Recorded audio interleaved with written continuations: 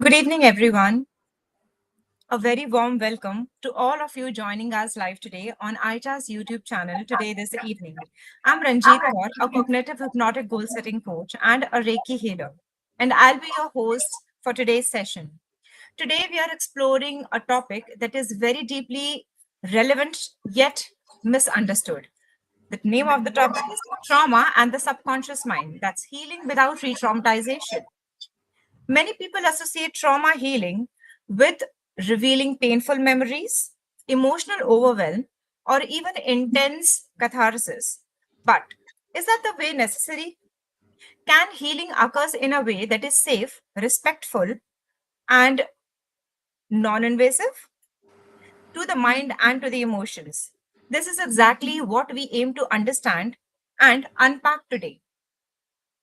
We are honored to have with us Mr. Nitin Shah, the CEO of ICHARS and a seasoned practitioner, a psychotherapist who brings extensive experience in working with the subconscious mind and trauma informed therapeutic approaches. Through this session, we will discuss how trauma gets stored in the subconscious mind, how it influences our present behavior, and most importantly, how healing can happen without re triggering or re traumatizing the individual. This session is thoughtful designed for general public, psychology students, and mental health professionals. So feel free to stay curious, reflective, and engaged. Do share your questions in the chat, and we will be taking them up during the discussion and during the session. So, without any further delay, let's begin. Welcome, Mr. Nitin Shah, and thank you for being with us today. Thank you, Ranji. Thank you for hosting us, for taking this important topic. And I'm sure as we go along, there'll be certain interesting insights that will come up. So, for those of you who are joining us online right now, who are watching us, if you have any questions, please feel free to add it in the comments and we'll be happy to take those questions up as we go along. And I hope this is an interesting, insightful conversation where we can throw some light on trauma and, more importantly, how to work with trauma, especially if you're a psychologist and is looking at ways of being able to help your clients more effectively. So let's start, sir. So I'll be asking certain very questions, and I'll be looking forward for amazingly good insight of yours and your views. So let's begin with this. How does trauma get stored in the subconscious mind differently from normal stressful experiences? Okay, so before we begin, let me start with a caveat. Remember, when we talk about the subconscious, uh, a lot of what we're talking about are models. These are models that have been created based on the work that we've been doing with clients, right? So everything that I tell you is more about being able to understand how we work with clients, what our understanding of trauma work is, what our understanding of subconscious is. This understanding evolves over a period of time. How we understood subconscious probably 2 years back is not the same as how we understand it today, is not the same as what people understood subconscious 10 years back, and surely not the same as what how Freud conceptualized subconscious or unconscious at that point of time, right? So there is an evolution that has happened in the way we understand subconscious. So what I'm talking about is based on our current understanding of subconscious and the work that we do with clients and the results that those clients get. So once the clients get those results, we look back and at what probably has happened with the client. So everything that I talk about right now is coming from that space, Got it. right? Now, to come to your question, which was what is the difference between the way trauma is stored in our subconscious as compared to other stressful events? Am I correct? Yes, absolutely. Yes. Okay. So let me explain it this way. So first, let's see what happens in your mind when you experience a normal stressful event, and what happens when you recall a trauma. And then we will connect it to probably how it is being stored in your mind. Right? So when a stressful event happens, the information is received through your senses. That information is then passed on to your rational mind, which processes the information, understands the information, looks at that information in the context of your biographical information, probably updates your biographical information, is gets then sent to your emotional part of the brain, which where emotions get associated based on how you've perceived and understood that stressful situation. And then eventually we end up responding to that situation, right? So in case of stressful events, the information is processed at the logical level and then at an emotional level. Um, in terms of trauma, the moment you recall a traumatic memory, your mind jumps into fight flight. So something in the mind tells you that your survival is at stake. So your sympathetic nervous system triggers, and all of a sudden the information bypasses your rational thinking and directly sent to your emotional part of the brain, which is where it's either operating out of fight or flight. And therefore, you will notice that even in situations where people are recalling trauma which may have happened years back, right now the trauma is not happening, but just a flash of the trauma can trigger intense response from people. And logically, people will tell you later on that I know that event is done. But when that flash comes, when that trigger comes, something happens. And I don't know what happens. But this is just the way I feel at that time. Right? So it's important to understand that something in our mind is deciding that our survival is at stake. Okay?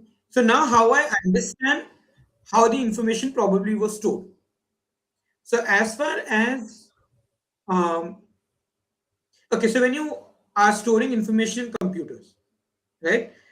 There are multiple levels at which information is stored and information is tagged for easy search and retrieval. For easy search and retrieval, right? So, for example, if you're creating a blog post on a website, you will create a blog post. The entire article will get stored on the website, but you will also add certain tags to it. Tags which help you quickly understand what category this blog post belongs to, Just right? a quick access. Quick access. And certain filtering will be done based on those tags, and certain posts will be filtered based on the complete content of the article. Now, in the way I look at it, and the way I understand how probably trauma is getting stored in your system, for the mind to decide that my survival is at stake, that decision needs to be made very quickly. It doesn't have the time to go through the past memory completely. So when the memory is getting stored for a trauma, it's kind of getting stored with a tag saying survival at stake, right? So the moment that flash comes, as a quick check, the system looks at the tag rather than going through the memory completely and recognizes survival at stake. So I don't have the time to process the complete memory now. Now I need to respond because survival is at stake. And therefore, based on that tag, the mind is able to bypass the logical thinking and directly send the information to the emotional part of the brain. In all other situations, which are normal stressful situations, the system looks at the tag says survival not at stake, which means now I can alright take a moment to process the memory, the experiences, understand it, and then decide whether I need to respond to it in what manner, whether the emotional response will be X, Y, or Z. Right? So that's the way I would, that's the metaphor that I would use to probably explain how the information is getting stored and retrieved in your mind.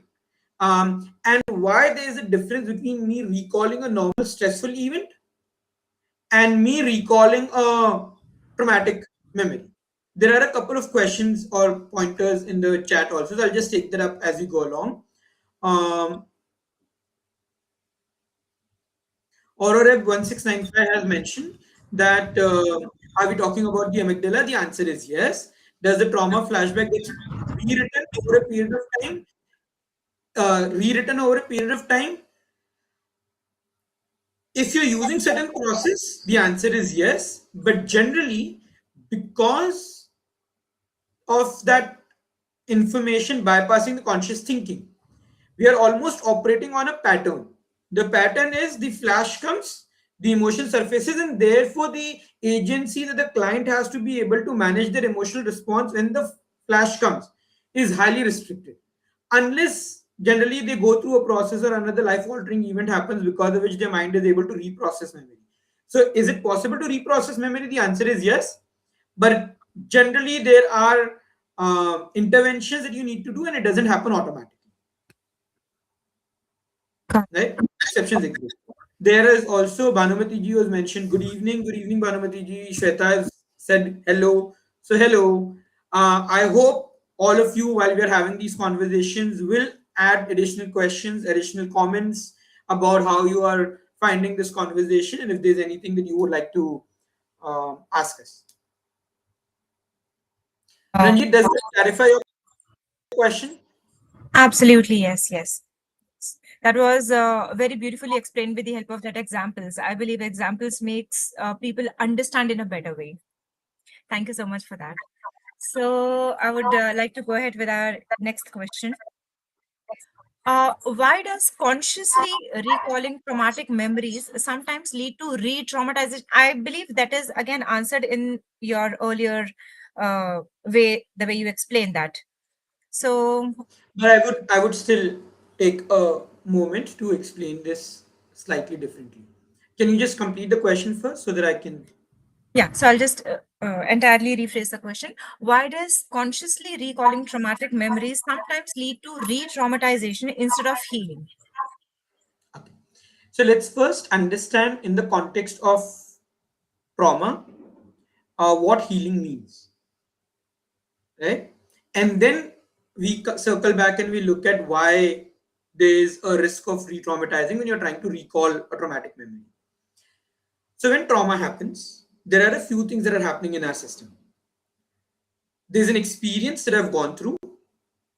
There is a emotion that a part of me that has gone through that experience is experiencing, and that part of me is stuck with that experience. So when we say healing, we need to be able to work with all three. We need to be able to work with the memory, with the emotion, and the part of us that is stuck with that emotion because they went through that experience, right?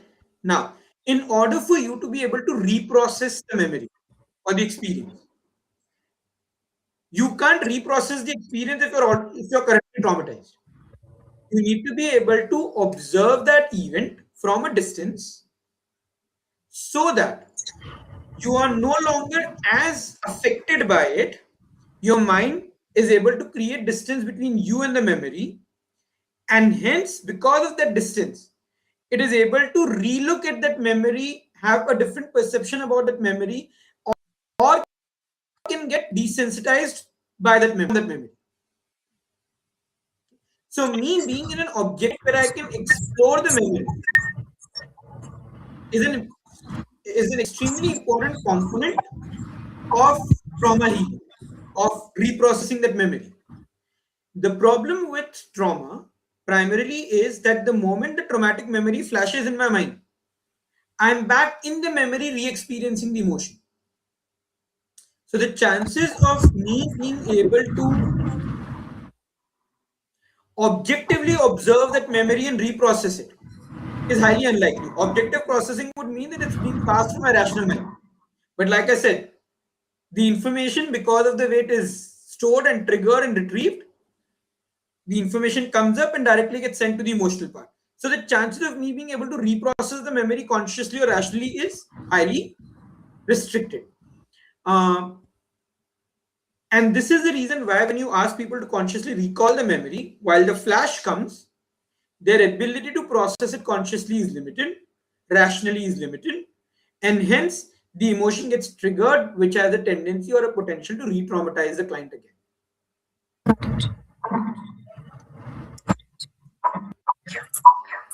Okay. And Ranjit, just before we go ahead, at any point, if you feel that I'm becoming a bit too technical and we need to simplify the language a bit, please ask me a follow-up question so that I can clarify. Because some of no, these I topics are believe such that to explain it, I need to use certain terminologies, but Just in case, then do let me But I believe you are explaining it in a very simplest of simplest manner because it's easy for us to understand. Basically, I can understand. If at all people have any question, they can put up in the chat box. know. Sure, sure. So, as far as healing is concerned, how can healing occur at a subconscious level without the client having to relive the traumatic event entirely? Okay. Again, so let's go back to what I said earlier. Let's break the healing process into these three Mhm. components. There is the memory that needs to be reprocessed.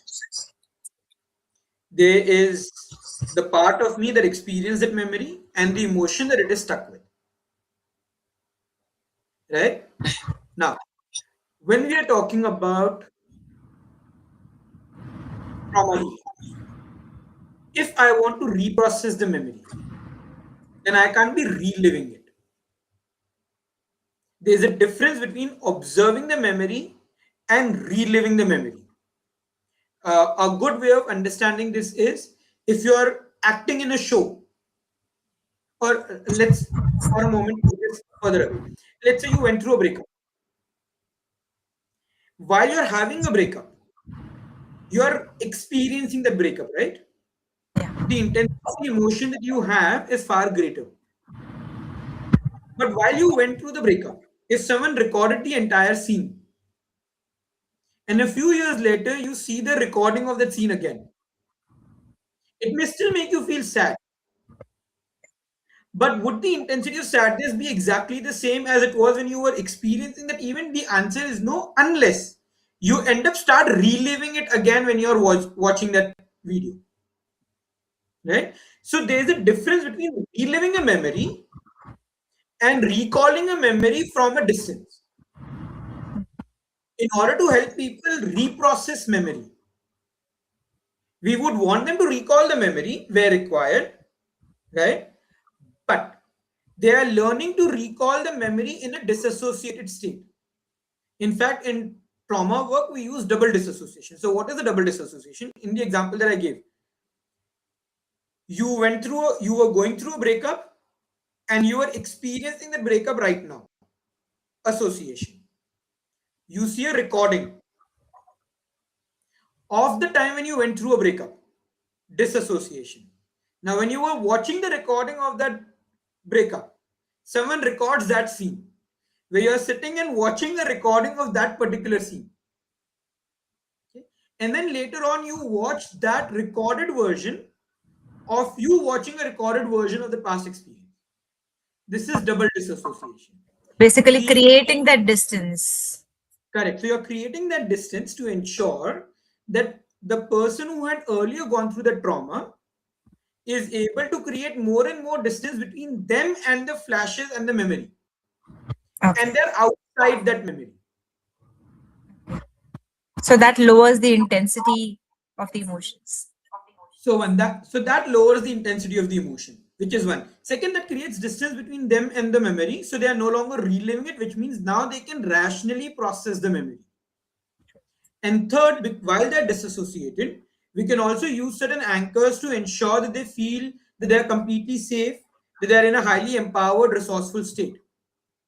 And that anchor then further adds to their ability to maintain a relatively calm state while they are observing and recalling that memory. Right?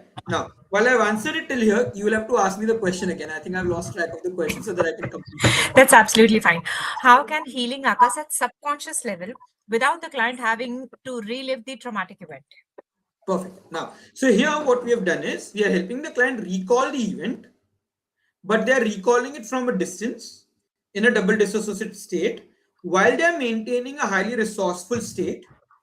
And then you slowly and gradually use certain suggestions to ensure that the client can get desensitized to that memory. So, for example, if um, so, let's say I'm in my imagination recalling an image of that flash where trauma happened.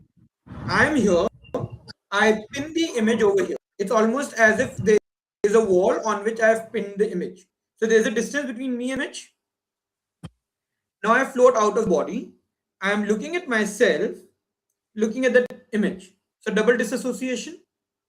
Yes, got Now it. this image gets converted into a video where the traumatic memory starts playing. But I am from the air, observing myself, noticing this memory. So double disassociation, and I'm recalling that memory but not reliving it in a double dissociated state. Got it. Now, because I'm away from that memory, I can start slowly floating closer to the memory.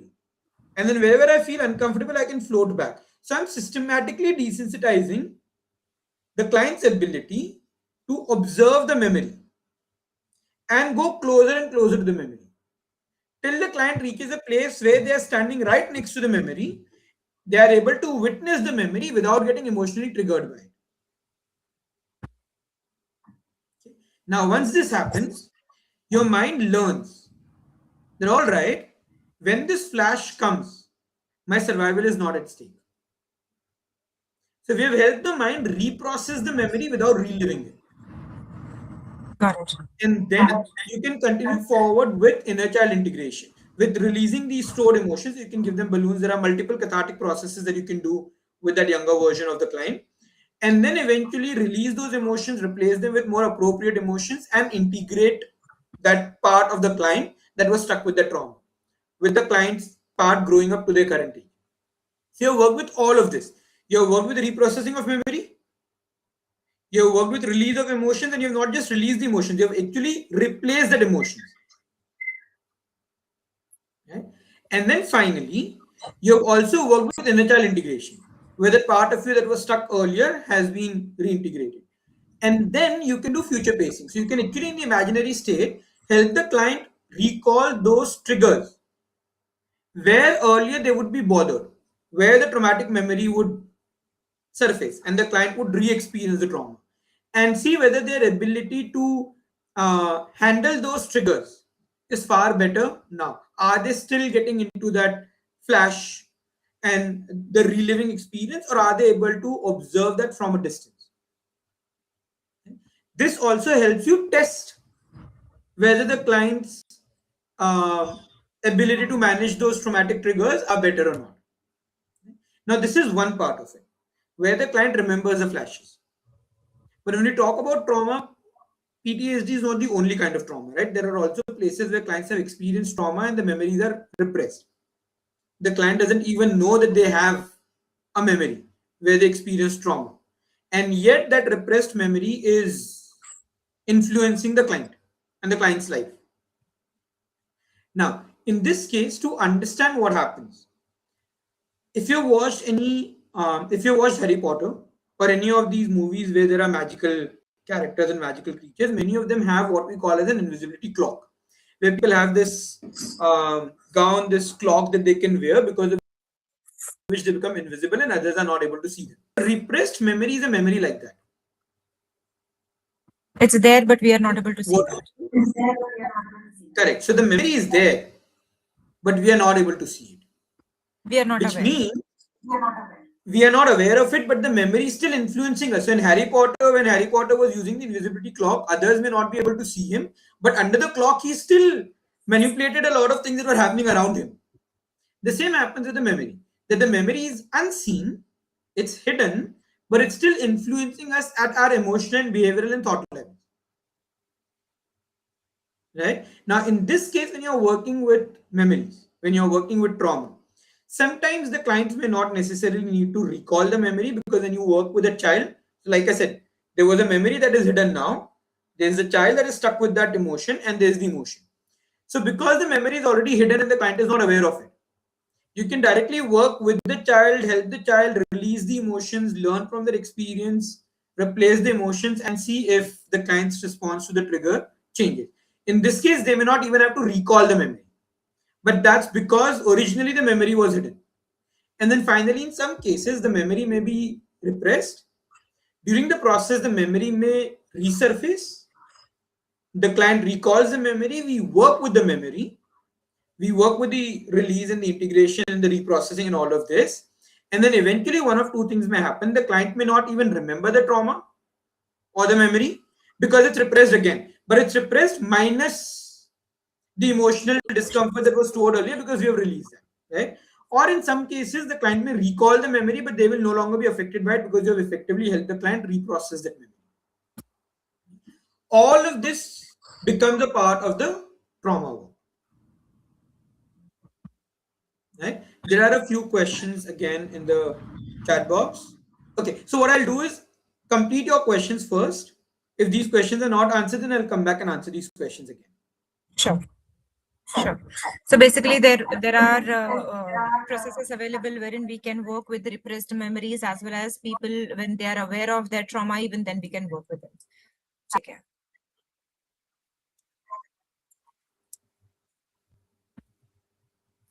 Uh, do you want to add more to this question, or should we go ahead?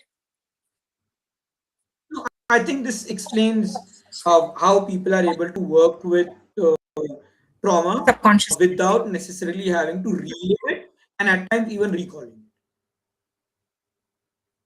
it. So let's move ahead.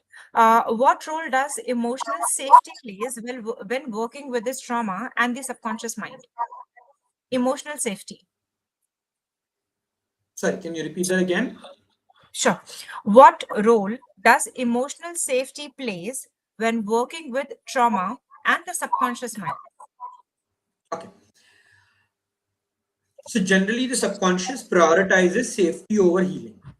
At any place where the subconscious feels that a process has a potential to negatively impact a client's safety, you will notice that there is resistance that starts creeping up.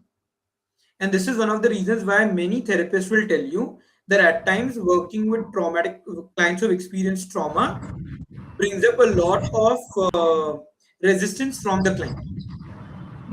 The client's conscious mind is not bringing up the resistance. The client is consciously choosing to come to us and seeking help.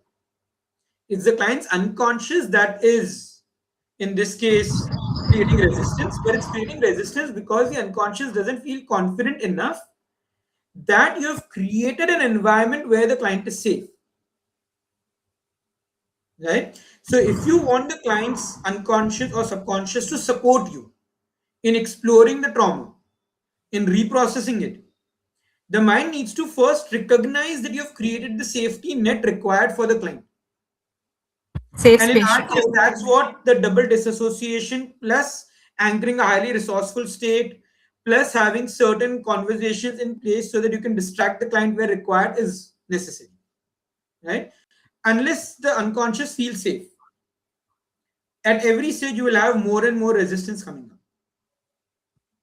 And therefore, safety plays an extremely important role. And how does the subconscious respond to indirect approaches like imageries, metaphors, or body based awareness in trauma healing? Sorry, repeat again. The subconscious responds to indirect approaches like imageries, metaphors, or body based awareness in trauma healing.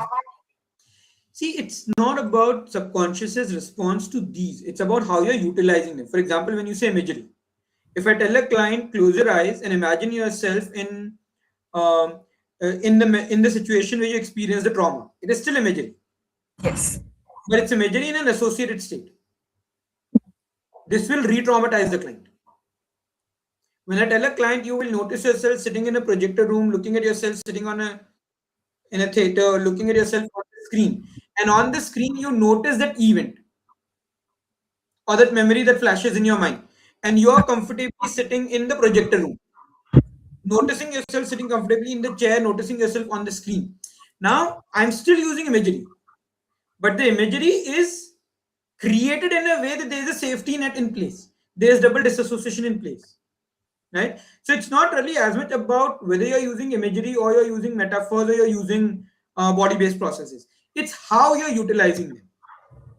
Similarly, when we talk about body-based processes, right, there's one where I'm experiencing the trauma in my body or experiencing the emotion in my body or I'm feeling that sensation in my body. In this, I'm observing that sensation in my body. It may look like play of words, Well, what is the difference between feeling and observing? But in the context of There's therapy, a lot of it's a huge difference. When yes. I'm feeling it, I'm experiencing it. I'm in first person. When Yes. I'm observing the sensation, it's almost like I'm witnessing a part of me having that experience, right? So it's not just as simple as whether it's imagery or it's body based work or it's metaphor. Generally, metaphors to that extent will be slightly safer because the way metaphors are designed is the client is exploring that trauma through a mechanism that's different from the trauma itself. That's the whole idea of a metaphor, right? So generally, a degree of disassociation is already maintained when you're working with metaphors, right? But is that degree of disassociation enough? Do you need to include more safety precautions? That depends from clients to clients from how exactly you are implementing those particular processes. Right? So what I'm trying to also clarify is please don't assume only because you're using imagery or you're using metaphors that you're safe. It's not as simple as that. There is more skills required to be able to understand how you're utilizing these processes. Got it, got it. So the thing is not the way what we are using, how we are using it, that is important. Safety is important, as you said. And again, the association and dissociation part plays a very important role. Got it. Now, let's move with the next question. In trauma work, how do therapists differentiate between processing and overwhelming a client emotionally? In trauma work, should I repeat Mhm. that? Repeat. Yeah. In trauma work, how do therapists differentiate between processing and overwhelming a client emotionally? So I'm going to give you an answer in terms of how we do it. It's kind of Okay. difficult to generalize it to all therapists. Um, like I explained earlier, processing for us is client being able to witness a memory from a distance and their mind being able to not just witness the memory, but also reprocess it where the mind realizes that, all right, this memory is not a memory where my survival is at stake, right? So that Yes. is important. When we are talking about overwhelming, in overwhelming, the distance is not there. The client is feeling overwhelmed simply because they are associated in the memory and they're re-experiencing. Or at least the disassociation is not to the degree where the client's mind can objectively look at the memory, right? So for us, reprocessing would require the client to be disassociated, preferably with double disassociated, with that anchor that I spoke about earlier of being in a highly resourceful state. And I'm still simplifying it. Huh? When you're working with the client, there is more that goes into it. But at least from a conceptual point of view, to understand what you're attempting to achieve, this is the difference between processing and overwhelming. Got your point completely. So we are not flooding the client. We are not asking the client to recall all of those experiences and feel it to an extent where their system probably, hopefully, starts realizing that I survived. No, we are creating a distance so that the mind can objectively process that memory. Yes. Uh, let's move ahead with the next question. Uh, why do some trauma responses surface through the body rather than through the thoughts and memories?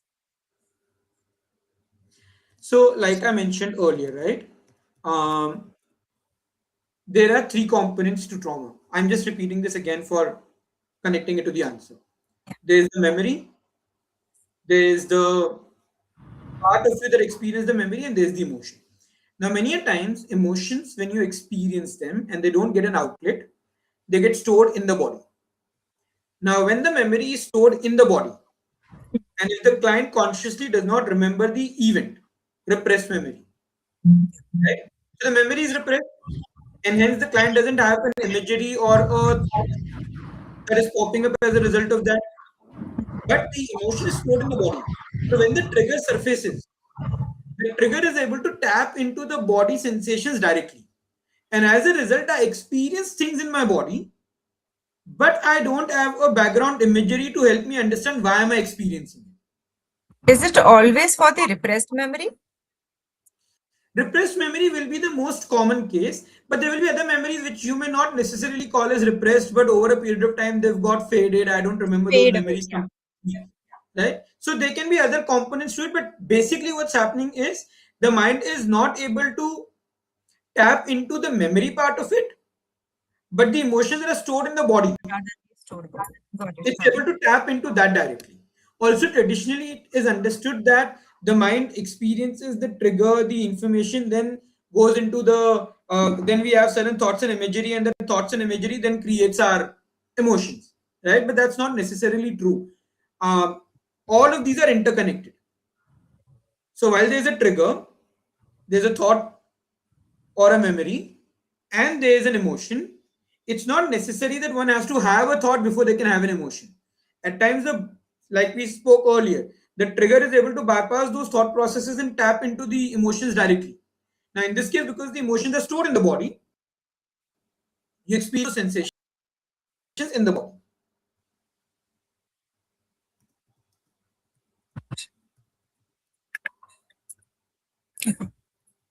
And how does working with the subconscious helps release trauma that a client may not be able to verbally explain? Like I said earlier, if the client is not able to verbally explain the trauma, the chances are they don't have. So there are two parts to it. Either they don't have recollection of that memory. So obviously, if they don't have the Completely. recollection of that memory, they can, right, verbalize it. They're experiencing something, but they don't know why or what is causing that experience. In which case, they will not be able to verbalize it. In that case, directly working through the inner child route, where we connect with the child, not necessarily focusing on the memory, but focusing on the stored emotion, Feeling. Okay, emotions, stored emotions. Got it. right? So you can release the emotions, replace the emotions, then future paste the client into those triggers again. So you bypass the working with memory completely, simply because the memory is not available in the client's awareness right now. Okay. Then there is the other part where the client knows the memory, but they get so overwhelmed thinking about it that they're not able to verbalize it. So when we create that double disassociation, because the client is no longer re-experiencing that memory, right? They can witness it. Now, whether they need to they want to verbalize that memory to us or not is irrelevant. For me, it's more important that the client is able to observe the memory, and we are able to systematically desensitize the client with the impact of that memory and help the client reprocess that memory. The client's verbalization of it, of the memory itself, is not a necessity.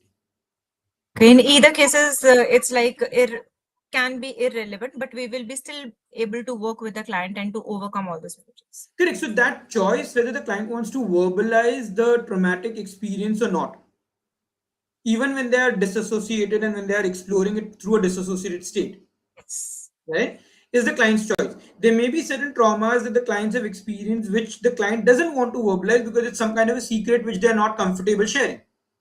Let's say there's a spy coming to me for therapy.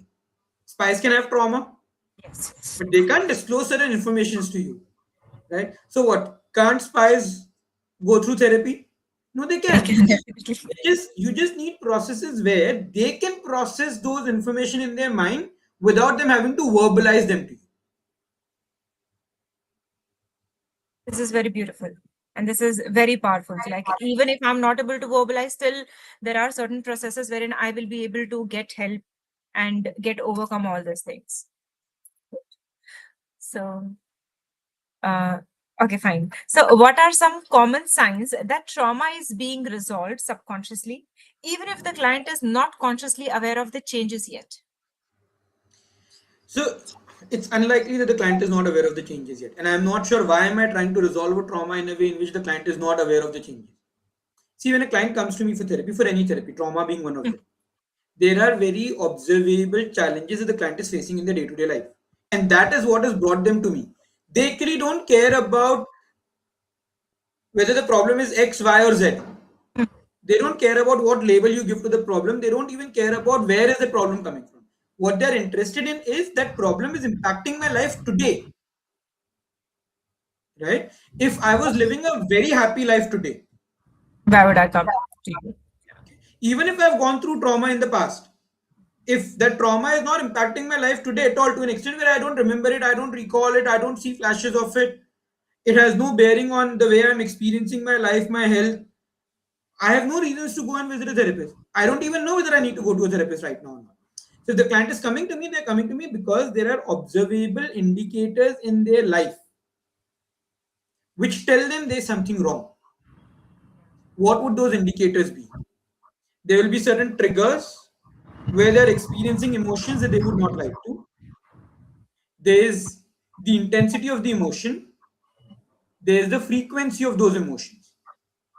And then probably there are certain tasks that they want to do that they're not able to do because of these experiences. Right? These are all observable. The client will begin to notice difference in all four of them. The client will notice that the same triggers that are earlier triggering me are no longer triggering me. The emotions that I was experiencing at intensity 10, I'm probably experiencing them at a level of 2 now, or even less. The frequency, which was almost daily, It has to. has come down dramatically. And even when it's come down, it's not come down to in a way in which once in a week I'm experiencing that emotion at 10.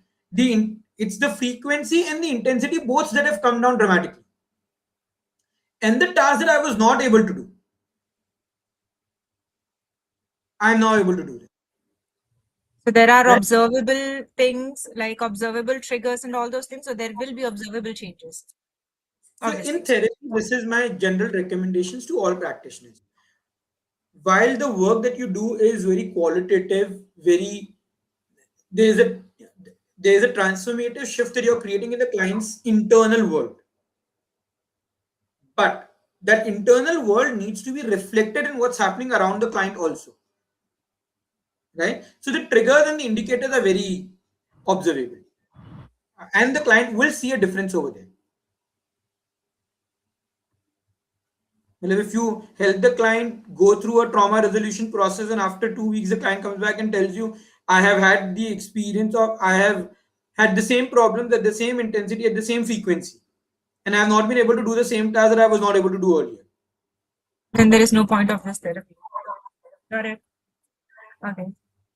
And how can therapists prevent re-traumatizing while still allowing meaningful emotional processing? I already explained that when we spoke about double disassociation. So can trauma healing be effective without detailed memory recall? Again, you explained this a bit earlier. So, okay. There is a second part to this question as well. What does research or clinical experience suggest? The initial part is, can trauma healing be effective without detailed memory recall? And what does research or clinical experiences suggest? Again, that's what I'm saying, right? When you say, can it be resolved without detailed memory recall, it really depends upon what kind of trauma you're talking about. If the client is coming to you with flashes, they already have a recall of the memory, at least a part of it. Then I may as well help the client recall it fully and reprocess it fully. Then I don't know why would I do an incomplete work. But then there are traumas which are repressed, right? If they're repressed, is the recall of that repressed memory required? Or is the client's awareness of the repressed memory after the process required? The answer is no. Right? Now, as far as clinical studies are concerned, I'll have to look back and I'll have to check which clinical study is saying. I don't have it readily on at the tip of my finger. But to be fair, I think there would be very degree of responses that you'll get because the kind of trauma the client's experiences are different. Absolutely. How much information the client is coming up to you, that will determine what type of processes you will be doing and whether it is required or not. Okay. And how do approaches like hypnotherapy, somatic techniques, or imagery based methods support trauma healing without exposure, or we can say without re exposure? So again, the explanation that I gave with the double dissociation process, it's including everything. It actually includes everything that we are talking about includes hypnosis. Hypnosis is simply the ability to tap into the unconscious or the subconscious, right? And make the subconscious receptive. The fact that we are talking about trauma, where we are saying that the rational mind is any which is bypassed. All the work that you're doing is you're doing with the unconscious. So hypnosis is a non-start. It is the base of everything that we are talking about. But to be fair, it's the base of all forms of therapy. You may know it, you may not know it. It's just Absolutely. a We may question call of it something how you else. understand what hypnosis is, right? Um, as far as somatic work is concerned. And the third part that you mentioned was, Imagery based method. so again, imagery based method will go back into hypnosis. Somatic work again induces the client in hypnotic state. It's all related. What I explained earlier with how we work with trauma applies over here as well. And do you think, like, what challenges do the therapist commonly faces when working with trauma at the subconscious level? Is there any challenges that a therapist experience? Depends on the therapist skills.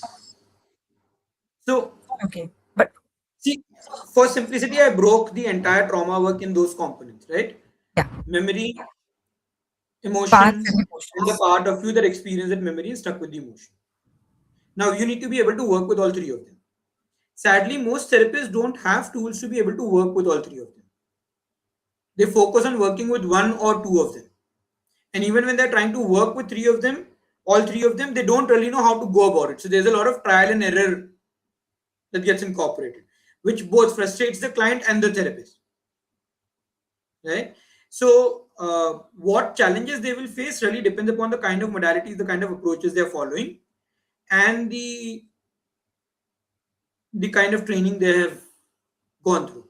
That's actually one of the reasons why we keep subscribing to the idea of an eclectic therapy, simply because of this reason, that in the eclectic therapy you have the ability to mix and merge and combine techniques in a way in which it's cohesive for the client, and you can work with whatever layer comes up, whatever problem comes up. Basically, a therapist should have that toolbox wherein he can use whichever is required at whichever point of time.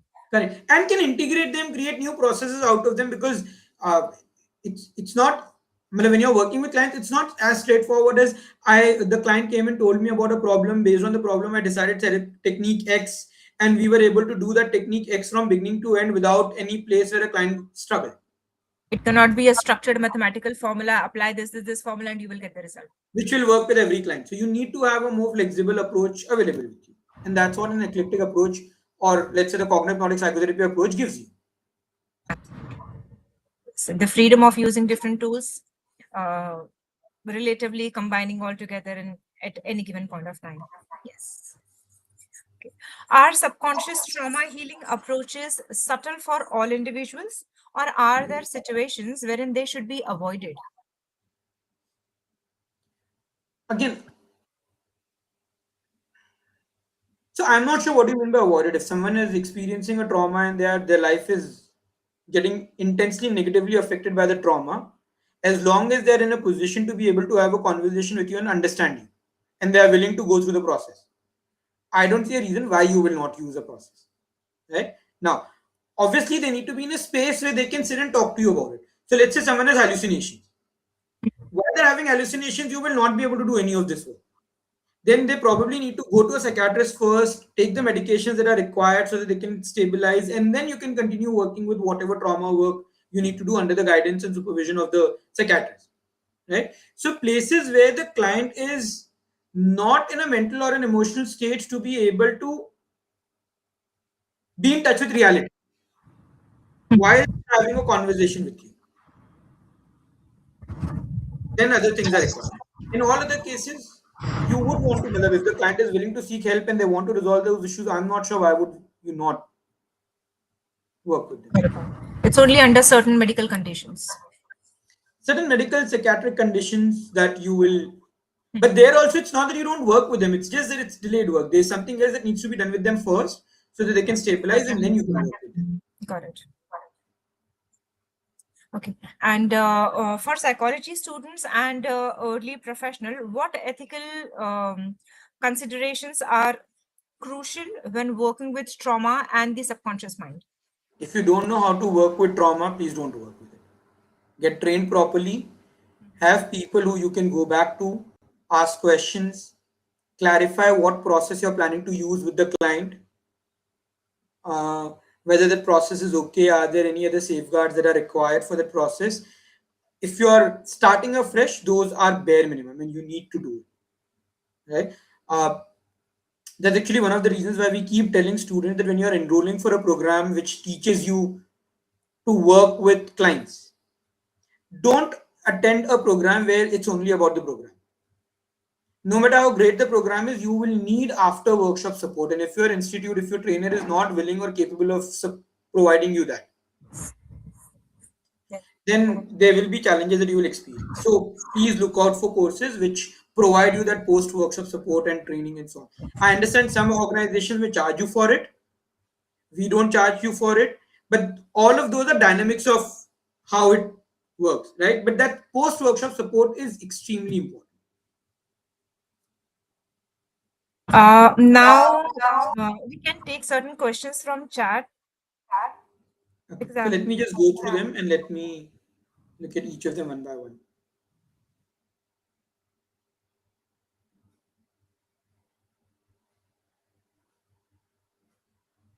So we took till rewritten. Okay. How to distinguish between depersonalization, derealization, episode from Healthy Way of Trauma Healing. Okay. Um,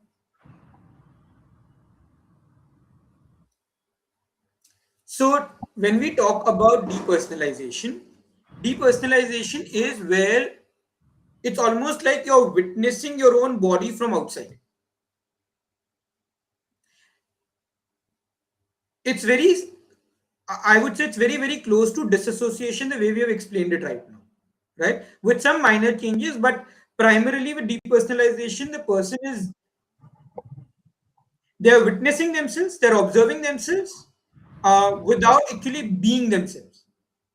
This can be useful as a strategy when you are doing trauma processing. The problem with depersonalization is that clients don't have control over it. So they depersonalize even in situations where they actually be aware, where they need to be aware of their emotions, where they need to be able to feel their emotions.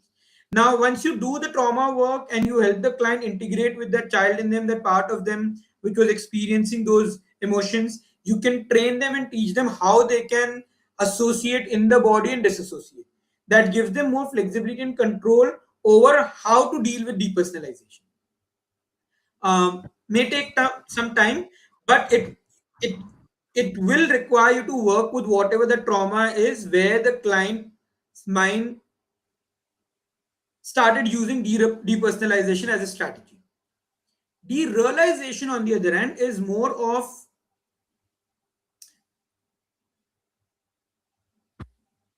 the world doesn't feel real. It feels dreamy. It feels fake. It feels like you're witnessing a movie. Many times people will complain saying that the surroundings become blurry for me. They become colorless for me. So in depersonalization, it's more I am not myself. It's with my own self, and with derealization, it's more about the environment. Right? In both cases, the discussion that we have about trauma, if trauma was the cause of derealization or depersonalization, once you help the client heal with that heal from that trauma, and then you start working with them over a period of time, the client's ability to handle both depersonalization and derealization becomes far greater. I hope this is clear. If you have a follow-up question, please ask me.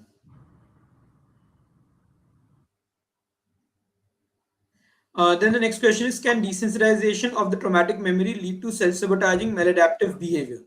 It depends on how you're desensitizing it. If you're just desensitizing it to an extent where you're again suppressing the emotions, right? Then the answer is yes. But if you have desensitized the client effectively, where you have not just helped the client reprocess the memory, you have not just helped the client go closer to the memory and witness it, but literally the reprocessing has happened, the emotion has been released, it's been replaced, then the chances of self-sabotaging maladaptive behavior is highly unlikely. If it's happening, then there's something that you have missed. And you can address that in the subsequent sessions. Then we have Bhanumati asking us about trauma reversal using EFT. Again, when you are talking about EFT, Bhanumati, the when you say a part of me is experiencing that emotion, or I love and accept that part of me, that sentence itself is creating a disassociation. In my books, EFT is a very effective form of applied hypnosis. A part of what you're doing is what I've explained. It's just that at times you're not using double disassociation, you're using single disassociation. I would prefer the process that we do. I think it's far safer and more effective. Okay? But the underlying principles to in many ways are similar. The trauma reversal process that you have in EFT. Does trauma affect memory formation and perception of time and identity years after the trauma has occurred? So once the trauma has happened, that trauma would create certain beliefs about yourself, about the world, about those triggers.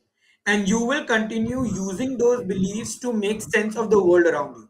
So it continues influencing your perception all throughout your life till you learn to address the trauma and till the related beliefs and all of those things are addressed. If the client is not able to verbalize due to whatever reasons, Roshnik, I've explained that in detail, that why the client's verbalization of the trauma is not really a necessity. Our processes are more about helping the client explore the trauma in their own mind rather than verbalize it. And there are processes to be able to do that. Bhanumati ji has also mentioned that SFBT therapists believe that in spite of the trauma, the client can still achieve desired outcome. Is it possible without addressing and resolving the trauma? So see, uh, it depends on what you're trying to achieve.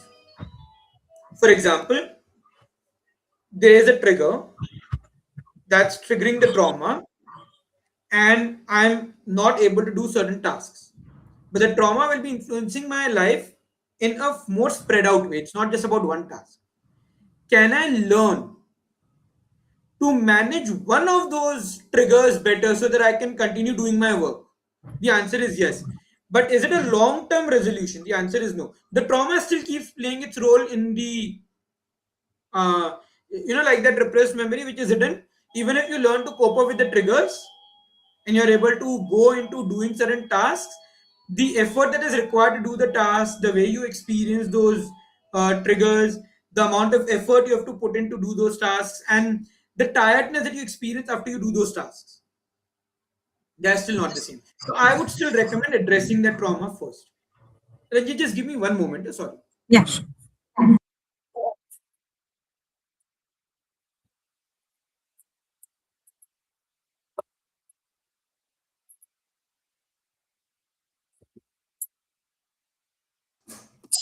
Yeah.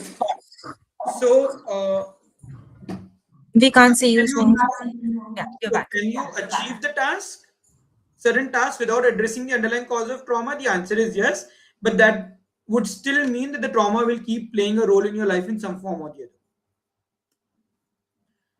Does a case of BPD with does a case of bipolar with depersonalization, derealization be a symptom?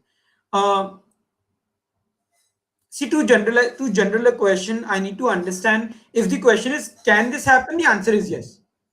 But is this going to happen with every client? Probably the answer is no. So I need to understand more context, more information about the case before I can explain this to you.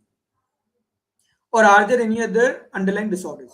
So derealization, depersonalizations can be a part of multiple uh, challenges the client faces, because many a times these are coping tools and mechanisms for the client system, right? This can be exercised by clients in multiple situations. Now, as far as BPD is concerned or any other disorder is concerned, all of those disorders are, how do you come to a label of BPD? There are X amount of symptoms that the client is experiencing. When a particular set of symptoms is being experienced, those set are given a particular label for a disorder, right? One of those symptoms can be depersonalization and derealization, and this symptom could be a part of multiple disorders.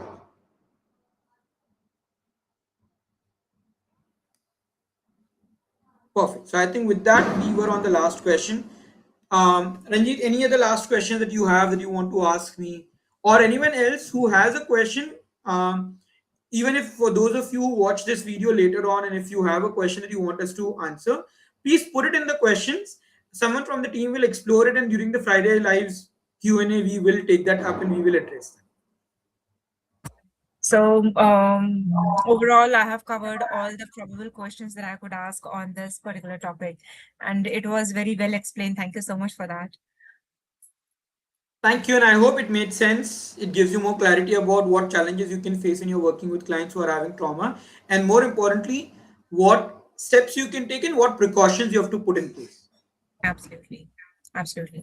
So, as we came to the end of today's session, I would like to take a moment to reflect on what we have explored together. Today's discussion reminded us that trauma healing does not have to be forceful, it does not have to be overwhelming or rooted in the reliving pain. Healing can be done in very gentle way. It can be done subconsciously and deeply respectfully of an individual's emotional safety, including that. So thank you so much, Nitin sir, for sharing your insights, clarity, experience, and how the subconscious mind processes trauma and how healing can occur without even re-traumatization. Your perspectives have added immense value for both professionals and for general audience as well. And I really love the fact that the way you give example for explaining each and everything, it makes it more simpler to understand even for the general public. Thank you so much. Thank you so much for again hosting this particular conversation. It was quite interesting for me as well, especially some of the questions that came up in the chat box. They were quite they were different from what we had planned for, but they were quite interesting questions and quite relevant questions. For those of you who have been watching us, if you've liked this video, please, if you found this insightful, please like, comment, share it with your friends and colleagues. If you are exploring certain courses which will help you learn how to work with trauma effectively, check out the Cognitive Hypnotic Psychotherapy Diploma program on the ICHARS website. It's while it's we call it a diploma program, it's almost a 2 years cohort that you are joining where there's end-to-end training that you receive, supervision that you receive, mentorship that you receive. So it's a very comprehensive package program that you are becoming a part of.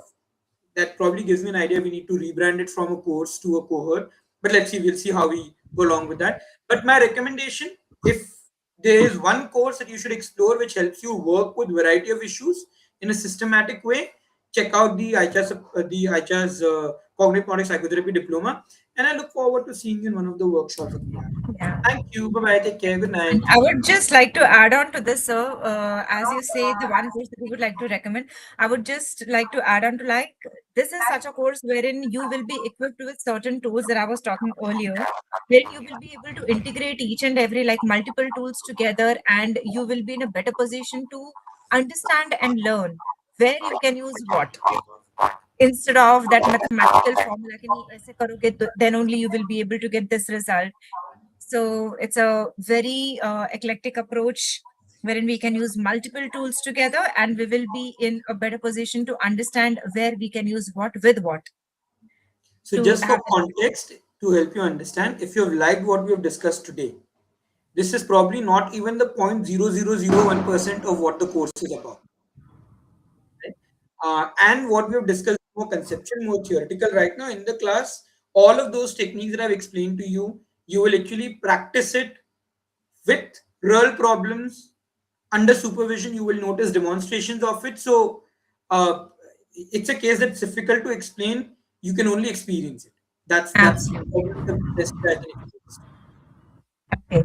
So we will be back with more such insightful lives and discussions on mental health therapies and subconscious healings and psychology and all those things. Until then, take care of yourselves and stay mindful, stay remembered. Do like, share, comment to this video if you like it.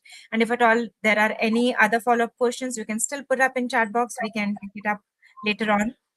And with this, we will just sign off. Thank you, everyone. Thank you, sir. Thank you. Bye bye. Good night.